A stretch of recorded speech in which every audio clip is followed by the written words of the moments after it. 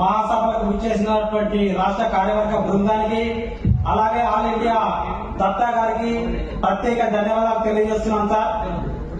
అంబేద్కర్ కార్మికుల పక్షాన మా తీర్మానం ప్రవేశపెడుతున్నాం సార్. విద్యుత్ సంస్థల్లో పనిచేస్తున్న అన్నం కార్మికులు ఆర్టీసీగా గుర్తించాలి. ఈ కార్మికులందరికీ ₹1,00,00,000 ప్రమాద బీమా సౌకర్యం కల్పించాలి. ఎన్పీటీసీఎల్, ఎస్పీటీసీఎల్ 2 కంపెనీలు కలిపి మొత్తం 1,607 మంది అన్నం కార్మికులు ఉన్నాం సార్. గత 2-3 సంవత్సరాల్లో సుమారు 59 మంది చనిపోయారు.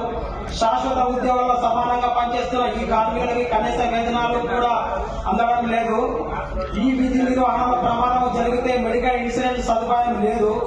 ప్రమాదంలో అవయవాలు కోల్పోతున్నాము. ఉద్యోగ భద్రత లేదు.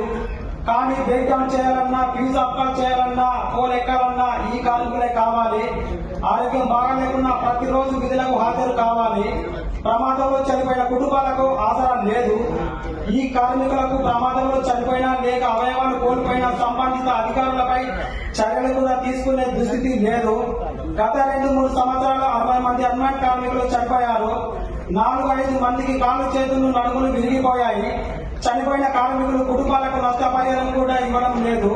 విధి నిర్వహణలో అవయవాలు కోల్పోయిన కార్మికులకు సరైన వైద్యం కూడా అందడం లేదు.